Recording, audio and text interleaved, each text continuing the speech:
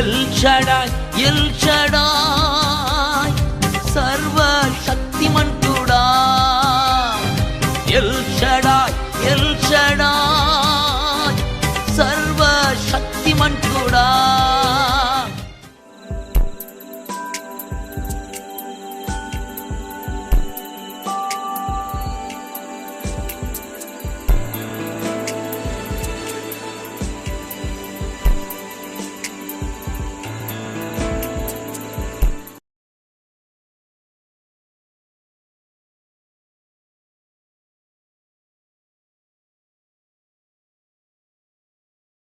హల్లెలూయా హల్లెలూయా. దేవుని స్తోత్రాలు. మొదటి దినం ఉపవాస ప్రార్థనలో దేవుడు ఎంతగానో ఆయన యొక్క సన్నిధి ప్రజ్వలింపబడుతున్నందుకు దేవుడికే స్తోత్రం కలుగును గాక. దేవుని స్తోత్రం. దయచేసి బైబిల్ గ్రంథం తీసినట్లయితే యెషయా గ్రంథం 32వ అధ్యాయం 2వ వచనం చదువుకుందాం. మనుషుడు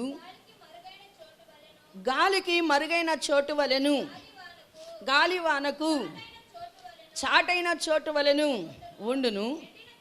ఎండిన చోట నీళ్ల కాలువల వలెను, అలసట పుట్టించు దేశమున గొప్ప బండ నీడ వలెను ఉండును. ప్రార్థన చేసుకుందాం. పరిశుద్ధుడా మహోన్నతుడైన ప్రభువానికి వందనాలు స్తోత్రాలు. ఈ ఉపవాస ప్రార్థనలో మాకు కావలసిన మాటలు మాతో మాట్లాడమడుగుచున్న ప్రతి ఆటంకం యేసు నామములో వెళ్ళిపోవును గాక. బలమైనటువంటి నీ సహాయంతో మేము నింపబడదుము గాక. నీవే మాట్లాడి నామానికి మహిమ తెచ్చుకోమని యేసు నామమున వేడుకొని ప్రార్థిస్తున్నాం తండ్రి, ఆమేన్. మనుషుడు గాలికి మరుగైన చోటు వలెను, గాలివానకు చాటైన చోటు వలెను ఉండును. ఎండిన చోట నీళ్ల కాలువల వలెను, అలసట పుట్టించు దేశమున గొప్ప బండ నీడ వలెను ఉండును. చాలా ఈరోజు వాక్యం అంశం ఏంటంటే ఎండిన చోట. ఎండిన చోట మన ప్రభు ఎలాగున్నాడంట? నీటి కాలువల వలె ఉన్నాడంట. దేవుడి నామానికే మహిమ కలుగును గాక. అందరూ కూడా ఒకసారి పక్కన వారిని చూసి చెప్పండి, ఎండిన చోట నీళ్ల కాలువ వలెను, అలసట పుట్టించు దేశమున గొప్ప బండ నీడ వలె ఉండును. ఆమె మన యేసయ్య ఎలాంటి వాడు? ఎండిన చోట ఎలాగుంటాడంట ఆయన? అమ్మ నీళ్ళ కాలువ వలె ఉంటాడు. దేవుడు నామానికే మహిమ కలుగునుగా. అందుకే మనకు ధైర్యం, అందుకే మనకి నెమ్మది, అందుకే మనం అన్నిట్లో కూడా సంతోషంగా ఉండే. మరి దేవుని యొక్క సహాయం, దేవుని యొక్క శక్తి తెలుసుకున్న వారు ఎప్పుడు కూడా ఎన్నడూ కూడా నా పని అయిపోయింది అని అనలేరు అన్నమాట. వారు సాతానుడు ఏమవుతా ఉంటాడంటే, నీ పని అయిపోయింది, ఇంకా నీ పని అయిపోయింది, నీకు బలహీనత వచ్చిందిగా, నీకు సమస్య వచ్చిందిగా, నీ పని అయిపోయింది ఇంకా అని చెబుతూ ఉంటాడు. అయితే నేనేం చెప్పాలో తెలుసా? ఆయన నాకు కాపరి కాబట్టి నా పని అయిపోలేదు అని చెప్పాలి. ఏమని చెప్పాలా యేసయ్యకి? ఆయన నా కాపరి కాబట్టి నా పని అయిపోలేదు. నా కాపరి ఎప్పుడు నాకు సహాయంగానే ఉంటాడు, నాకు ధైర్యం చేస్తానే ఉంటాడు అని మనం చెప్పేవారికి ఉండాలని దేవుడు కోరుతా ఉన్నాడు. అందుకని యేసయ్య ఎలాగున్నాడంటే, ఎండిన చోట నీళ్ల కాలువ వలె ఉన్నాడు. అందుకనే బ్రతుకులు మారుతున్నాయి. మన బ్రతుకులన్నీ కూడా మారటానికి కారణం ఏంటిదంటే, ఎండిన చోట ఎలాగున్నాడు ఆయన? నీటి కాలువల వలె ఉన్నాడు. అందుకని మన జీవితాలని చిగురింపజేస్తున్నాడని మనం నమ్మాలి. అయితే ఇక్కడ మనం చూసినట్లయితే 3వ వచనంలో చూసినట్లయితే, చూచువారి కన్నులు మందముగా ఉండవు, వినువారి చెవులు ఆలకించును. చాలా ఇక్కడ మనం చూస్తున్నాం, చూచువారి కన్నులు మందంగా ఉండవు. ఎందుకనంటే ఎండిన చోట ఆయన నీళ్ల కాలువలే ఉన్నాడు కాబట్టి వీరు చూచువారే. కానీ ఏమైందనంట? మందమైంది. చూచువారే. దేవుడు నా మహిమ అర్థమై దేవుడు కార్యాలు చూసినటువంటి వారే, అలాగనే ఇంకా అనేకమైన దర్శనాలు చూసిన వారే, అనేకమైనటువంటి ఆయన నామంలో దేవుడు వారికి కళలు దేవుడు అనుగ్రహించాడు, అనేకమైన శక్తి కలిగిన కార్యాలు చూసినటువంటి వారే. కానీ ఏమయ్యారంట? వారు ఏమై ఉన్నారు? మందమైంది. అంటే ఎండిపోవటం వలన ఇవన్నీ కూడా ఏమైపోయినాయి? మందమైపోయినాయి. అయితే దేవుడు ఏమంటున్నాడు తెలుసా? ఈ ఉపవాస ప్రార్థనలో మందాలు లేకోకుండా చేస్తానంటున్నాడు. మందమంతా యేసు నామములో మన దగ్గర నుండి వెళ్ళిపోవును గాక. సోమరితనమంతా యేసు నామములో వెళ్ళిపోవును గాక. అలాంటి శక్తి కలిగినటువంటి దేవుడు మనతో ఉన్నాడు, మనలో ఉన్నాడు, మన మధ్య ఉన్నాడు. అందుకనే ఆయన ఎండిన చోట ఎలాగుంటారంటున్నాడు యేసయ్య? నీటి కాలువలే ఉంటానంటున్నాడు. అయితే ఇక్కడ మనం చూస్తున్నాం, చూచివారి కన్నులు మందంగా ఉండవు అంటున్నాడు. ఈ మాటను మన హృదయంలోకి పోనివ్వాలి. మరి ఏమన్నా చూచేవారి కనులు ఏమవ్వవు, ఇంకా మందంగా ఉండవు. నువ్వు చూచేదానవే, నువ్వు చూచేవానివే, కానీ ఏమైంది? ఎండినందు వల్ల మందమైపోయిందండి. ఎండిపోయావు, అందుకనే మందమైపోతుంది. అయితే ఇంకా కూడా ఏమంటున్నాడంటే వినివారి చెవులు, నువ్వు వినేటువంటి బిడ్డవే, కానీ వినుకోకుండా ఏం జరిగింది? ఎండిపోయాం. వినుకోకుండా ఏమైంది? ఎండిపోయాం. అందుకని మన ఆత్మీయ జీవితంలో ఎండినటువంటి మనల్ని దేవుడు ఏం చేస్తాడంటే నీటి ఊటలుగా దేవుడు ఉంటానంటున్నాడు, నీటి కాలువలుగా ఆయన ఉంటానన్నాడు. అందుకనే మన జీవితాలు ఆయన ఏం చేస్తున్నాడు? మరలా చిగురింపజేస్తున్నాడు అండి. వినివారి చెవులు ఏమవుతున్నాయంట? ఆలకించేటట్టుగా దేవుడు చేస్తాడు. ఇంతకుముందు మనం వినేవారమే కానీ వినలేనటువంటి వారిగా ఉన్నాం. ఎందుకని? మనం ఏమైపోయి ఉన్నామంటే ఎండి ఉన్నాం. అందువలన వినలేనటువంటి వారిగా, ఆలకించలేని వారిగా, వినువారమే ఎంతో ఆసక్తిగా దేవుడి సన్నిధికి వచ్చేవారం, పరుగున వచ్చేవారం. మొదటి నుండి చివరి వరకు కూడా దేవుడి యొక్క సన్నిధి అంటే ఎంతో ఆసక్తిగా. ఒక 5 నిమిషాలు మనకి ఒకవేళ ఇదైనా కూడా ఏమైద్దో అన్నట్టుగా భయముతో ఏం చేసేవారు? 5 నిమిషాలు కూడా మనం పోగొట్టుకోకూడదని చెప్పి ఎంతగానో దేవుడి దగ్గరికి వచ్చేవారు. అలాంటి మనం రాను ఏమైంది అని అంటే ఏమైంది? ఎండినందువలన ఏం జరుగుతూ ఉంది? ఆలకించలేకపోతున్నాం దేవుడి మాటల్ని వినలేకపోతున్నాం. వినినా కూడా ఆలకించడం లేదు. ఆ మాటలు ఎడిపోతున్నాయో తెలియటం లేదు. దేవుడు మనతో ఉండి, మనలో ఉండి, మనల్ని బలపరుస్తున్నటువంటి విషయాన్ని మనం మర్చిపోయి మన ఇష్టం వచ్చినట్టుగా మనం జీవిస్తున్నాం. అందుకని వినివారి చెవులు ఏమవుతున్నాయి అంటున్నాడు యేసయ్య? ఆలకిస్తాయి అంటున్నాడు. అంటే ఆయన నీటి కాలువలుగా ఉన్నప్పుడు జరిగేటువంటి పరిస్థితి, ఒకవేళ ఎక్కడైనా సరే, ఏ విషయంలోనైనా సరే మందగిలటం కానీ, దేవుడి మాటలు ఆలకించడం కానీ ఏదైనా జరిగితే ఈ దినాన దేవుడిని అడగండి, ప్రభువా ఈ మొదటి ఉపవాస ప్రార్థనలోనే ఎండిన నా జీవితం నువ్వు చిగురింపజేసినందుకు నీకు స్తోత్రాలని చెప్పండి. అది ఆత్మీయంగా అయినా సరే, శారీరకంగా అయినా సరే ఎండినటువంటి జీవితాలు ఏమవ్వాలని దేవుడికి ఇష్టం? ఏమవ్వాలి? చిగురింపబడాలి. దేవుడు నామంలో అన్ని విషయాల్లో ఆర్థికంగా దేవుని బిడ్డలు బలపరచబడాలి అని ఆయన ఉద్దేశం. ఎప్పుడు మనం బలహీనులుగా లేకపోతే ఎదుటివాన్ని ఇవ్వండి అనేటువంటి వారిగా దేవుడు ఎప్పుడు చేయడండి. యేసయ్య ఎట్ట చేయాలని ఆయన ఉద్దేశమైంది? మనల్ని ఎట్లాగా ఇచ్చేవానిగా చేయాలని ఆయన యొక్క ఉద్దేశం. ఎలాగంటే ఆయన ఉద్దేశం మనం ఇచ్చేవానిగా ఉంచాలి అని ఆయన ఉద్దేశం.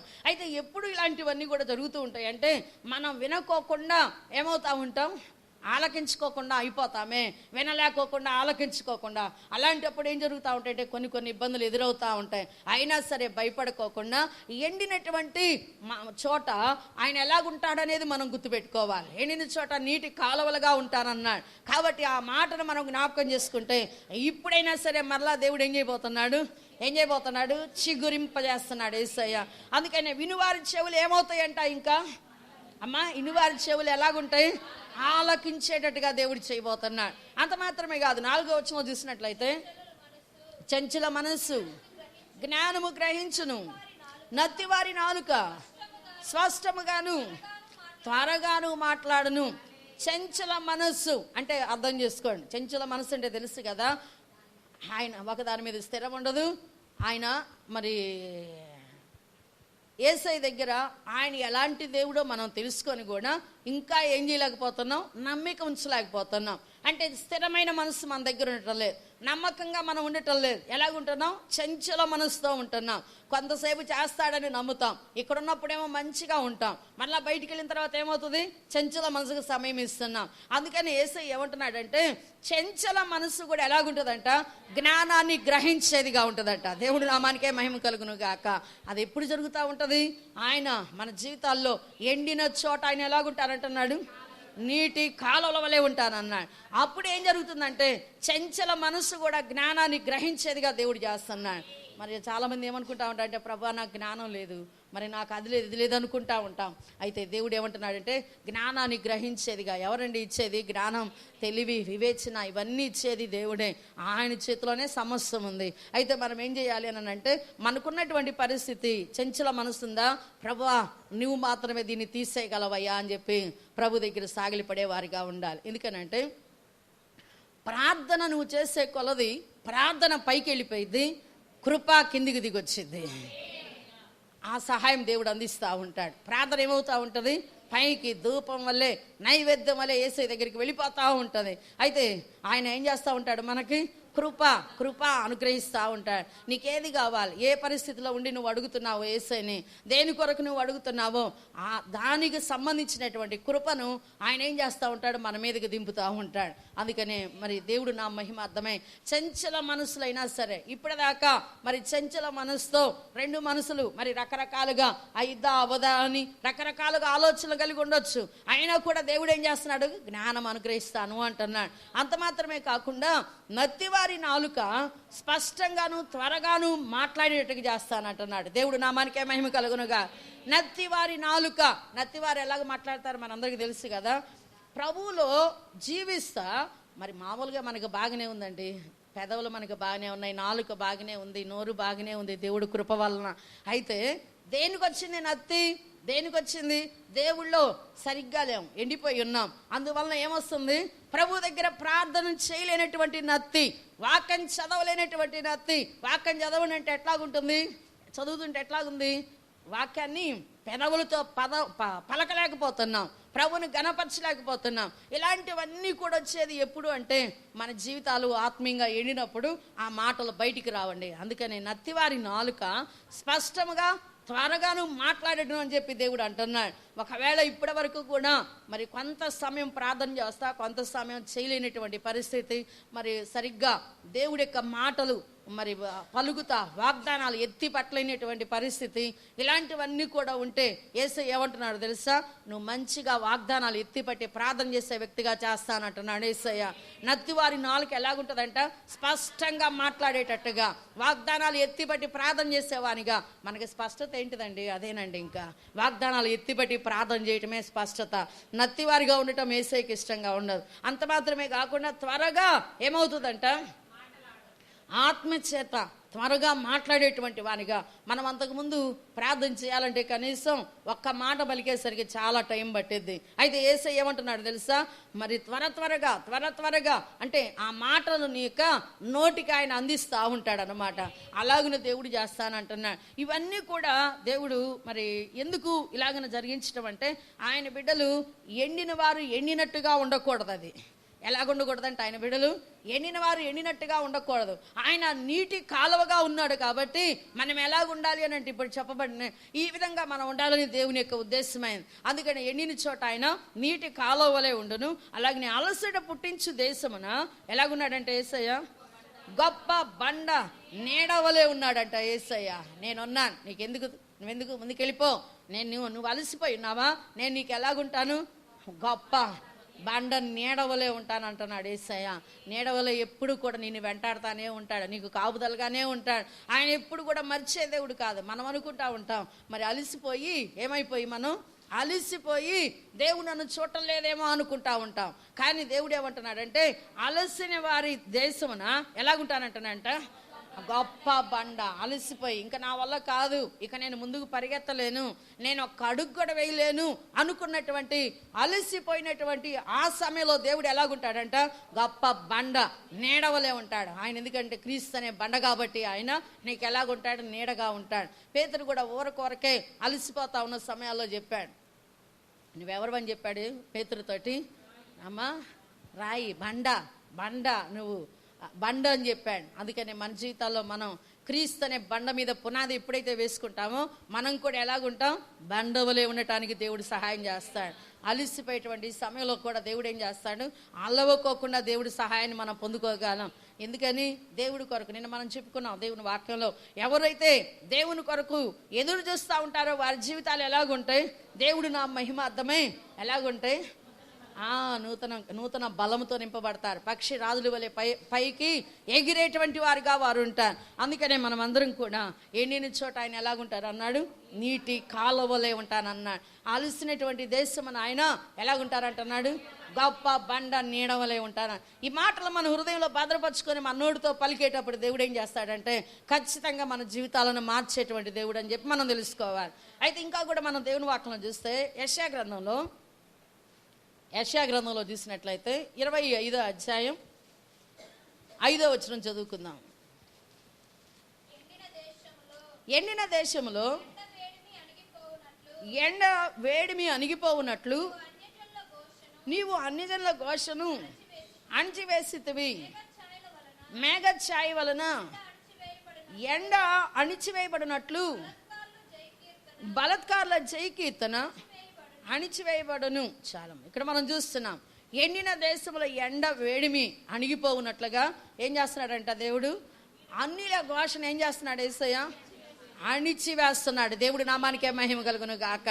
రకరకాలుగా మనం చూస్తూ ఉంటాం. ఐగుప్తు దేశంలో బీభత్సంగా దేవుని బిడ్డలు ఏం చేయాలనుకున్నారు? వాళ్ళక దాసులుగా ఉంచుకోవాలి, దాసత్వం చేయించుకోవాలి, వారికి పైకి లేవకూడదు. వారికి ఎంత పని తెలిసినా, వారు ఎంత పని చేసేవారైనా వాళ్ళు మటుకు ముందుకు వెళ్ళిపోయే వారిగా ఉండకూడదు. వారు ఎక్కడ ఉండాలి? దరిద్రతలోనే వారు ఉండాలి. వారందరూ మనకు పనులు చేసేవారిగా ఉండాలి, కానీ వాళ్ళు ఇంకా ఇంకా అభివృద్ధి చెందేవారిగా వారు ఉండకూడదని ఎన్నో ప్లాన్లు వాళ్ళ మీద చేశారండి. అయినా కూడా వాళ్ళు ఎలాగున్నారంట? దేవుడి దయతోటి ఇంకా ఇంకా అభివృద్ధి చెందుతానే ఉన్నారంట. ఒక సమయంలో మరి కాన్పు పెట్ల మీద ఉన్నప్పుడే మగ పిల్లలు అయితే వాళ్ళను బ్రతకనివ్వకూడదని చెప్పి ఏం చేశారు? చంపేయమని మంత్రస్థానాలకు ఆజ్ఞ ఇచ్చారు. అయినా కూడా వారు దేవునికి భయపడేవారు కాబట్టి మంత్రస్థానాలు ఏం చేశారంట? చాలా తెలివితో మాట్లాడారంటండి రాజుతోటి. అందుకని ఎందుకంటే ఇచ్చింది రాజే కదా ఆజ్ఞ. ఆ రాజుతోటి వారు ఏం మాట్లాడారో తెలుసా? ఎందుకని మీరు మగబిడ్డలను బ్రతకనిస్తున్నారంటే వాళ్ళు చెప్పిన మాట ఏందో తెలుసా? మేము వెళ్ళేసరికి వాళ్ళు ఏం చేస్తున్నారు? వారు మంత్రస్థాని పని చేసేసుకుంటున్నారయ్యా అని చెబుతున్నారు. అలాగే మన జీవితాల్లో మనం ఎప్పుడైతే దేవుడి మీద ఆధారపడతామో దేవుడు ఏం చేస్తాడు? మనకి ఖచ్చితంగా జ్ఞానాన్ని కలుగు చేస్తాడు. ఎవరితో ఎలాగో మాట్లాడాలో దేవుడే ఆ కృపను అనుగ్రహిస్తాడు. అందుకని ఏమంటున్నారు అని అంటే, మరి ఎండిన దేశంలో ఎండ వేడిమి అణిగిపోవునట్లు నీవు అన్యుల ఘోషణ ఏం చేస్తున్నావు? అన్యులు ఆజ్ఞాపిస్తున్నాడు, రాజు ఆజ్ఞాపిస్తున్నాడు, మగ పిల్లలు బ్రతకకూడదని ఆజ్ఞాపిస్తున్నాడు. అయితే అన్యుల ఘోషణ దేవుడు ఏం చేస్తున్నాడంట? అణిచివేస్తున్నాడట. అక్కడ దేవుడు ఎంతో బలమైనటువంటి సాధనాన్ని దేవుడు ఏర్పాటు చేసుకున్నాడు. ఆ సాధనానికి అనేకమైన ఆటంకాలు వచ్చినాయి. ఎవరు అని అంటే మోషే. దేవుడు ఏర్పాటు చేసుకుంటే ఆ వ్యక్తిని, అబ్బాయిని ఇంకా అక్కడ ఉంచడానికి కూడా వీలు కాకోకుండా ఎక్కడేశారు? నైల్ నదిలో వేసేసారు. అయినా కూడా దేవుడు ఎట్లాగున్నాడంట? ఎంతగానో కాపుదలగా భద్రతగా ఉన్నాడు. ఎలాగున్నాడు అని అంటే, మేఘ ఛాయ వలన ఎండ అణిచివేయబడినట్లుగా బలత్కారుల జయకీర్తన అణిచివేయబడినట్లుగా దేవుడు చేశాడు. ఆయన ఎంతగానో ఇంకా అయిపోయింది, మగపిల్లలను బ్రతకనీకోకుండా చేద్దాము అని అనుకుంటా ఉన్నటువంటి ఆ పరిస్థితుల్లో దేవుడు ఏం చేస్తున్నాడంట? మోషేని అక్కడ ఉంచాడు. నైల్ నదిలో ఉన్నటువంటి వ్యక్తిని రాజుగారి ఇంటికే పంపించాడండి బ్రతకడానికి. ఎంత కృప దేవుడు ఇచ్చేది. అదే మనం మనం ప్రార్థన చేసేటప్పుడు అతల్య ఎంతో ప్రార్థనా పరురాలు, దేవుడు నా మహిమార్థమై. తండ్రి ఎంతో ప్రార్థనా పరుడు. అందుకనే దేవుడు ఏం చేశారు? మరి ఎంతగానో వారి ప్రార్థన పైకి వెళ్తా ఉంటే ధూపం వల్లే దేవుని యొక్క కృప ఏం చేసిందంట? మోషే మీదకి వచ్చేసిందంట కిందకి. మోషే ఉండాలా, మోషే నేను ఏర్పాటు చేసుకున్న వ్యక్తి, మోషేని ఇంకా బలపరచాలని దేవుడు అనుకున్నాడు. అందుకని ఏం చేస్తున్నాడు? ఎక్కడ బ్రతికాడు? ఎక్కడైతే ఆజ్ఞ వచ్చిందో, ఎక్కడైతే ఘోష బయలుదేరిందో అక్కడే దేవుడు ఏం చేస్తున్నాడంట? దేవుడు అక్కడ పోషింపజేస్తున్నాడు. అంత శక్తిమంతుడు. అసాధ్యమైన వాటి అన్నిటిని కూడా మన యేసయ్య ఎలాంటి వాడు? సాధ్యపరిచేటువంటి శక్తి కలిగిన దేవుడు అని చెప్పి మనం తెలుసుకోవాలి. ఈ సంగతి మనం గమనించలేక మనం ఏమనుకుంటా ఉంటామంటే, మనకు వచ్చిన సమస్యను బట్టి, మనకు వచ్చిన వ్యాధిని బట్టి మనం బాధపడతా ఉంటాం. అయితే యేసయ్య ఏమంటున్నాడంటే, నువ్వు బాధపడాల్సిన అవసరం లేదు, నీ సమస్యలో నేనున్నాను, ప్రార్థన చేయి అంటున్నాడు యేసయ్య. ఎవరున్నారంట మనకి? యేసయ్య ఉన్నాడు. నేనున్నా, నువ్వు భయపడమాక, నేనున్నా, నువ్వు బాధపడమాక. అది ఎలాంటిదైనా సరే, ఊర్ధ్వలోకమంతా ఎత్తైనా సరే, పాతాళ లోకమంతా లోతైనా సరే, ఏదైనా సరే నేను సహాయం చేస్తానంటున్నాడు. మనమే భయపడతా ఉంటాం. అయితే దయచేసి మరి మనం ఎవరం కూడా భయపడకూడదని ఇది నాన్న దేవుడు మనకి హెచ్చరిక చేస్తున్నాడు. ఎండిన చోట ఎలాగుంటారంటున్నాడు యేసయ్య? నీటి కాలువల వలె ఉంటానన్నాడు. అలాంటి దేవుడు మనల్ని భయపడేటట్టుగా ఉన్న సమయాల్లో కూడా మనల్ని బలపరిచే దేవుడు ఆయన ఏం చెప్పి తెలుసుకోవాలి. అందుకని ఇశ్రాయేలు ప్రజలను ఏం చేశాడంటే యేసయ్య అన్నిలో ఘోషను అణిసేటట్టుగా దేవుడు చేశాడు. 10 అద్భుతాలు దేవుడు అక్కడ మోషే ద్వారా దేవుడు జరిగించి ఏం చేస్తున్నాడు? ఇశ్రాయేలు ప్రజల్ని మరి పితరులకు వాగ్దానం ఇచ్చిన రీతిగా ఎవరికి ఇచ్చాడు వాగ్దానం? అబ్రహాముకు దేవుడు వాగ్దానం, ఇస్సాకు యాకోబులకు దేవుడు వాగ్దానం ఇచ్చాడు. ఆ వాగ్దానం ప్రకారంగా ఏం చేస్తున్నాడు? ఆయన 430 సంవత్సరాలకు జ్ఞాపకం చేసుకుంటారని అబ్రహాంతో చెప్పాడు. అదే రీతిగా 430 సంవత్సరాలు అయిన తర్వాత ఏం చేశాడు? వాళ్ళని బయటికి తీసుకొచ్చేసాడండి దేవుడు. బయటికి తీసుకొచ్చేసిన తర్వాత మరి అనేకులు అక్కడ ఉన్నటువంటి వారందరూ కూడా ఏమనుకుంటున్నారంటే, ఎర్ర సముద్రం ఎప్పుడైతే ముందు కనపడతా ఉందో ఈ ఫరో సైన్యం వెనక తరుగుతా ఉన్నప్పుడు వారు అనుకుంటున్నారు ఏమని, జయకీర్తన పాడుకుంటున్నారు, ఇంకేముంది మనకు దొరికిపోయారు అని అనుకుంటా ఉన్నారు. ఎక్కడో కాదు, మన చేతిలోనే వారు ఇదైపోతారు, వాళ్ళు ఇంకా ముందుకెళ్ళలేరు, వెనకకి రాలేరు, వెనక వస్తే మనం ఉన్నాం కదా అని జయకీర్తన పాడుకుంటున్నారు. అయితే యేసు ప్రభు ఏం చేస్తున్నాడో తెలుసా, మీరు కాదు పాడుకునేది జయకీర్తన, నా బిడ్డలు పాడుకుంటారని చెప్పి దేవుడు చెబుతా ఉన్నాడు.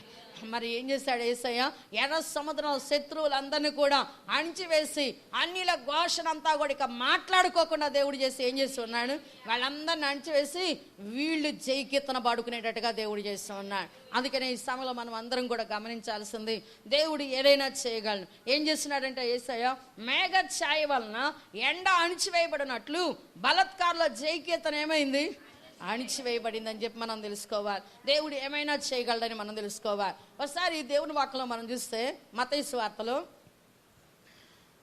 ఆమె జీవితం అయిపోయినట్లే, ఎండిపోయింది. ఇంకా 12 సంవత్సరాల కుమార్తె, 12 సంవత్సరాల కుమార్తె ఇక ఎండిపోయినటువంటి ఆమె జీవితాన్ని దేవుడు జ్ఞాపకం చేసుకున్నాడు. వాళ్ళ తండ్రి మరి యేసయ్య దగ్గరికి వచ్చాడు. యేసయ్య దగ్గరికి వచ్చి చెబుతా ఉన్నాడు, అయ్యా నా కుమార్తె ఇప్పుడే చనిపోయింది అంటా ఉంటాడు. మత్తయి సువార్త 9వ అధ్యాయంలో 18వ వచనం. ఆయన ఈ మాటలు వారితో చెప్పుచూ ఉండగా ఒక అధికారి వచ్చి ఆయనకు మొక్కి, నా కుమార్తె ఇప్పుడే చనిపోయింది, ఆయనను నీవు వచ్చి నీ చెయ్యి ఆమె మీద ఉంచు, ఆమె బ్రతుకును అనను. ఇప్పుడే చనిపోతే ఏం చేస్తారు, ఎవరైనా చనిపోయినటువంటి వ్యక్తి ఇంకా పారేయటం, దానికి సిద్ధపాటు చేస్తూ ఉంటారు. కానీ ఈయన ఏమంటున్నాడంటే యేసయ్య దగ్గరకు వచ్చి, ఇప్పుడే నా బిడ్డ చనిపోయింది, అయినను నువ్వు వచ్చి ఏం చేయాలి, నా బిడ్డ మీద చెయ్యి ఉంచు, ఎందుకంటే నీ చెయ్యిలో శక్తి ఉందని అంటున్నాడు. నీ వస్తే చాలు, ఎండిపోయినా చనిపోయినా నా కుమార్తె ఏమైంది, బ్రతికిద్దండి అని చెబుతున్నాడు. అందుకని ఆయన దగ్గరికి వచ్చి, ఈయన అధికారం కలిగిన వ్యక్తే, అధికారే, కానీ మరి చనిపోతే బ్రతికించే శక్తి ఆయన దగ్గర లేదు. అందుకని ఆయన దగ్గరికి వచ్చి అడిగినప్పుడు అలాగే నేను చెప్పి లేచి వెళ్తా ఉన్న సమయంలో మరలా ఇంకొకరు ఎదురయ్యారు, కొంత లేట్ అక్కడ జరిగింది. అయితే ఏదేమైనా సరే దేవుడు దయతోటి వెళ్ళిపోతా ఉన్నారు. మరి చూసినట్లయితే 23వ వచనం చూడండి. అంతలో యేసు ఆ అధికారి ఇంటికి వచ్చి పిల్లన గ్రోవులు వాయించి వారిని జన సమూహము గొల్లు చేర్చి ఉండడం చూచి, స్థలమీయుడి, ఈ చిన్నది నిద్రించినదే గాని చనిపోలేదని చెప్పగా వారు ఆయనను అపహసించరి. వాళ్ళు ఎప్పుడు కూడా ఎలాగుంటారు, అపహసిస్తానే ఉంటారు, ఘోషిస్తానే ఉంటారు. అయితే మన ప్రభు ఎలాగుంటాడు ఆయన అంటే, నీటి కాలువకు స్థలం ఇచ్చేవానిగా ఉండాలి అంటున్నాడు యేసయ్య. ఎవరికి స్థలం ఇవ్వాలి మనం, నీటి ఎండిపోయింది వాస్తవమే, కానీ దేవుడు ఏమంటున్నాడంటే ఎండిన చోట ఆయన ఎట్లాగుంటాడు, నీటి కాలువగా ఉంటాడు. ఆ ఎండినటువంటి ఆ ప్రాంతంలో ఆ అమ్మాయి ఏమవ్వాలి అని అంటే, బ్రతకాలి అంటే, జీవించాలి అంటే ఆయనకి ఏమి ఇవ్వాలా, స్థలం ఇచ్చేవానిగా ఉండాలి. ఆయన ఏం చేస్తున్నాడంటే ఎవరేమనుకున్నా సరే, అపహసించినా సరే, ఎవరేమనుకున్నా సరే, ఈయన ఈ అధికారి మరి ఆ ఇంటికి మరి తీసుకొని వచ్చాడు కాబట్టి అందరిని కూడా యేసయ్య ఏమంటున్నాడు, బయటికి పంపించేశాడు. అందరినీ బయటికి పంపించాడు. ఆ అధికారి ఏం చేశాడు, ఆ అమ్మాయి విషయంలో ఆయనకి స్థలం ఇచ్చాడు. యేసయ్యకి నీటి మరి కాలువ అయినటువంటి ఆయనకి స్థలం ఇవ్వగానే ఏం జరిగిందో తెలుసా, అక్కడ జన సమూహాన్ని ఆయన ఏం చేశాడు, ఆయన స్థలం ఇచ్చినప్పుడు ఇక జన సమూహం ఏం చేస్తారు, ఇంటి అధికారే ఆయనే స్థలం ఇవ్వగా ఇక మిగతా వాళ్ళందరూ ఏం చేయలేరు, ఎంత అపహసించినా కూడా వారు ఏం చేయలేరు. అయితే జన సమూహాన్ని అంతటిని ఏం చేశాడంటే యేసయ్య, ఎందుకంటే నీటి కాలువ అక్కడ ప్రవహించేటట్టుగా లేదు వారి వలన.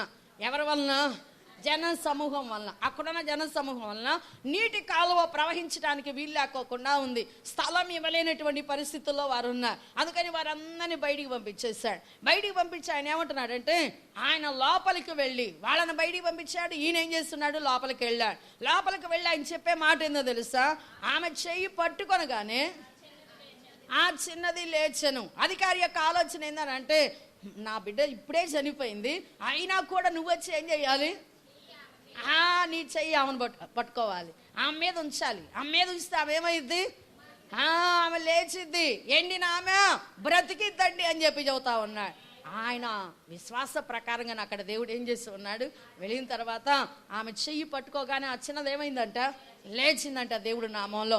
చనిపోయినటువంటి ఆమె ఏమైందంట, బ్రతికింది. యేసు ప్రభు ఎంత శక్తిమంతుడో మనం తెలుసుకోవాలి. అందుకని అక్కడ ఉన్నటువంటి వారందరూ ఈ సమాచారం విని ఏమైందంట, ఆ దేశం అంతటా కూడా ఆ సమాచారం బాగా బాగా అనేకులు మరి ఈయన ఇలాంటి కార్యం చేశాడు, చనిపోయినటువంటి ఏమని బ్రతికించాడని అందరూ కూడా చెప్పుకుంటా ఉన్నారు. కాబట్టి మన జీవితాల్లో ఎండిపోయి ఉన్నామా, దేవుడు ఏం చేయాలనుకుంటున్నాడు అని అంటే మనల్ని నీటి కాలువలుగా ఆయన ఉండి మనల్ని బ్రతికించాలి అని అనుకుంటున్నాడు. మన ఆత్మీయ జీవితం ఎండిపోయి ఉంటే దేవుడు ఏం చేయాలనుకుంటున్నాడు, బ్రతికించాలి అని అనుకుంటున్నాడు. ఈ సమయంలో మనం అందరం కూడా చేయాల్సిన పని ఏంటంటే, ఆయన ఎలాంటి దేవుడు అంటే దేవాది దేవుడు, ఆయన ఏదైనా చేయగలడు, ఆయన ఏదైనా చేయగలడు అనేది మనం గమనించాలి. అట్లా ఎవరైతే ఏదైనా చేయగలడు ఈయన అని, ఇప్పుడు ఈ అధికారి ఏమనుకున్నాడు, ఏదైనా అంటే చనిపోయినా కూడా ఆయన అయినను అంటున్నాడు. చూడండి, నా కుమార్తె ఇప్పుడే చనిపోయింది అయినా కూడా అక్కడ అన్నీ స్టార్ట్ చేశారండి. ఏమి స్టార్ట్ చేశారు అక్కడ, మరి పిల్లను గ్రోవులు వాయిస్తూ ఉన్నారు, ఏడవటం, వాళ్ళ ఆచారాలు ఉంటాయే అవన్నీ కూడా. చనిపోతే ఒక వ్యక్తి ఏం చేస్తారో ఆ ఆచారాలన్నీ కూడా అక్కడ మొదలుపెట్టి ఉన్నారు, అన్నీ మొదలుపెట్టి ఉన్నారు. అయినా కూడా అధికారి ఆలోచన ఏంటిదనంటే, చనిపోయినా కూడా నువ్వేం చేయగలవు, బ్రతికించగలవు. ఎందుకు, నీ చెయ్యి వచ్చి ఆమె మీద పెడితే ఆమె ఏమవుతుంది అంటున్నాడు, బ్రతుకుది అంటున్నాడు. అలాంటి మరి ఆలోచన విశ్వాసం కలిగిన వారిగా మనం ఉండాలని దేవుడు కోరుతూ ఉన్నాడు. ఎప్పుడైనా సరే అలాంటి విశ్వాసం మనం కలిగి ఉన్నప్పుడు దేవుడు ఏం చేస్తాడు, ఖచ్చితంగా సహాయం చేస్తాడు. ఈమె చనిపోయినటువంటి ఈమెను దేవుడు జ్ఞాపకం చేసుకొని బ్రతికించాడండి. అందరికి ఎక్కడలేని సంతోషం, ఎక్కడలేనిటువంటి ఆనందంతో ఆ కుటుంబం ఉంది. అందరూ కూడా ఉన్నట్టుగా ఆ కుటుంబమే కాకోకుండా ఆ దేశం అంతటా కూడా ఈ యొక్క సంగతి వ్యాపించిందంట. అందరూ కూడా సంతోషపడతా ఉన్నారు. అయితే మనం దేవుని వాక్యంలో చివరిగా ఒకటి చూసుకొని మనం ముగించుకుందాం. ఏంటంటే యెషయా గ్రంథంలో చూసినట్లయితే, యెషయా గ్రంథం 44వ అధ్యాయం 3వ వచనం, నేను ఎండిన భూమి మీద ప్రవాహ జలములను కుమ్మరించెదను, నీ సంతతి మీద నా ఆత్మను కుమ్మరించెదను, నీకు పుట్టిన వారిని నేను ఆశీర్వదించేదను. చాలు, నేను దప్పి గలవారి మీద నీళ్లను, ఎండిన భూమి మీద ప్రవాహ జలాలని కుమ్మరిస్తానంటున్నాడు యేసయ్య. ఏం కుమ్మరిస్తాడు ఆయన, ప్రవాహ జలములు, పరిశుద్ధాత్మ దేవుని కుమ్మరిస్తానంటున్నాడు ఆయన. జలముల మీద అల్లాడుతున్నటువంటి ఆయన ఎక్కడ కుమ్మరిస్తానంటున్నాడు, ఎండిన భూమి మీద ప్రవాహ జలాలుగా కుమ్మరిస్తానంటున్నాడు. ఎవరో కాదండి, మనమేనండి. మన హృదయం మరి ఎండిపోయిన భూమిగా ఉన్నటువంటి మనల్ని దేవుడు ఏం చేస్తానంటున్నాడు, ప్రవాహ జలాలు కుమ్మరిస్తానంటున్నాడు యేసయ్య. అందుకని మరి ప్రతి ఒక్కరు కూడా పరిశుద్ధాత్మ దేవుడు ఏదో ఆయన నాలో ఉన్నాడని చెప్పుకోవటం కాదండి. ఎప్పుడు కూడా ఎలాగ ఉండాలి, పరిశుద్ధాత్మ దేవుడు మనలో ప్రజ్వలింపబడతా ఉండాలి, ప్రవాహం వల్లే ఆయన ప్రవహించేటట్టుగా ఉండాలంటున్నాడు ఆయన. పరిశుద్ధాత్మ దేవుడు 2 విధాలుగా పనిచేస్తాడు. ఒకటి, ఆయన మనలో ఉండి ఏం చేస్తూ ఉంటాడు, పరిశుద్ధాత్మ దేవుడు ప్రవహిస్తూ ఉంటాడు. అయితే రెండోది ఎలాగున్నానంటే, పరిశుద్ధాత్మ దేవుడు మనలో నుండి ఏమవ్వాలి, బయలు వెళ్తూ ఉంటాడు, మనలో ప్రవహిస్తాడు.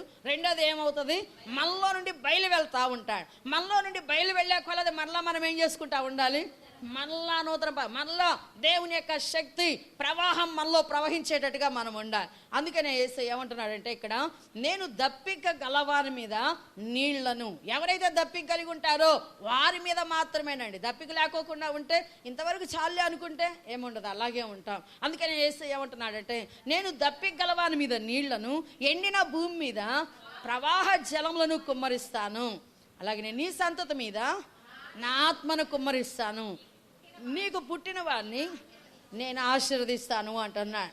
మరి ఆత్మ కుమ్మరించినప్పుడు దేవుడు బిడ్డలు ఎలాగుంటారు, ఆత్మ సంబంధికులుగా నడుస్తారండి, శరీర సంబంధులుగా నడవరు. ఎలాగుంటారు, ఆత్మ కుమ్మరించబడినప్పుడు ఆత్మ సంబంధికులుగా నడుస్తారు. వారు ఇంకెలాగుంటారు, ఆశీర్వాదకరంగానే ఉంటారు. ప్రతిదీ కూడా దేవుని చిత్తానుసారంగా చేస్తూ ఉంటారు. అందుకని మన జీవితాల్లో మనం అందరం కూడా ఎలాగుండాలి, అమ్మా ఆశీర్వదింపబడిన వారం అని చెప్పి తెలుసుకోవాలి. మనం ఎవరైనా, ఎందుకని ఆయన ప్రవాహ జలములుగా మన మీద కుమ్మరించబడ్డాడు. పరిశుద్ధాత్మ దేవుడు ఎలాగునా పరిశుద్ధాత్మ యొక్క ప్రవాహంగా మన మీద కుమ్మరించాడు. అందువల్ల మనం అందరం కూడా ఏమవుతా ఉంటాం, ఆయన ఆత్మతో మనం ఆశీర్దింపబడిన వారిగా ఉంటాం.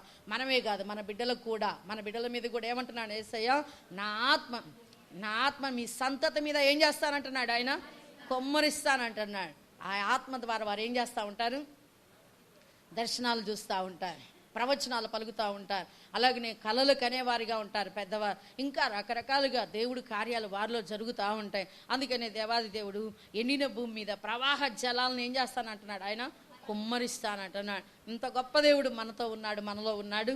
కాబట్టి మనం అందరం కూడా ఏం చేసేవానిగా ఉండాలి, ఆయన సహాయాన్ని ఎప్పుడు కోరుకుంటా ఉండాలి. ఈ మొదటి రోజు ఉపవాస ప్రార్థనలోనే మనం ఆయన సహాయాన్ని కోరుకుంటే ఎల్లప్పుడూ కూడా దేవుడి సహాయం మనకుంటూనే ఉంటుంది. ఆ విధంగా ఉంటూ ముందుకు సాగిపోదాం. దేవుడు ఈ మాటలు దీవించును గాక. దేవుని స్తోత్రాలు. ప్రార్థన చేసుకుందాం. అందరం కూడా ప్రార్థనలో ఏకీభవించండి. స్తోత్రాలు తండ్రి, కృపగలిగిన దేవా, ఆశ్చర్యకరుడు, అద్భుతకరుడా, నీకు వందనాలు. అనేకమైనటువంటి నా తండ్రి అయా బాధలు, ఇబ్బందులు, అయా ఆటంకాలతో ఉన్నటువంటి మా జీవితాలు, ఎండిపోయినటువంటి మా జీవితాలను ప్రభా అయా నువ్వు బ్రతికించే దేవుడు నా తండ్రి. ఎందుకంటే ప్రభా ఎండిన చోట నీటి కాలువల వలె ఉన్న దేవుడు నీవైనావు కనుక నాయన అయా అలసిన దేశమున ప్రభా నీవు నా తండ్రి గొప్ప బండ నీడవలే ఉన్నానని చెప్పిన దేవుడు కనుక అయా నీ కార్యాలతో, నీ కృపలతో అలసిపోయిన బిడ్డల్ని అయా నువ్వు జ్ఞాపకం చేసుకొని వారిలో నీ కార్యాలు జరిగించాడు. ఒకప్పుడు నీ కార్యాలు చూసిన వారే, నీ మాటలు వినినటువంటి వారే, కానీ ప్రభా ఇప్పుడున్న పరిస్థితుల్లో నా తండ్రి అయ్యా నీ సహాయం యేసు నామములో అనుగ్రహించబడును గాక. ప్రతి వారిని కూడా నీ సహాయంతో నింపమని అడుగుతున్నాను. అలాగే ప్రభు ఈ సమయంలో కూడిన ప్రతి వారిని బలపరచమడుగుతున్నాను. అలాగే నా తండ్రి యూట్యూబ్లో మాటలు వినేటువంటి వారిని కూడా మీరు జ్ఞాపకం చేసుకోమని, ప్రతి వారిని బలపరిచి నీ కృపను తోడుగా ఉంచమని నజరేయుడైన యేసుక్రీస్తు నామమున వేడుకొని ప్రార్థన చేయించున్నాము తండ్రి. ఆమేన్. అందరికీ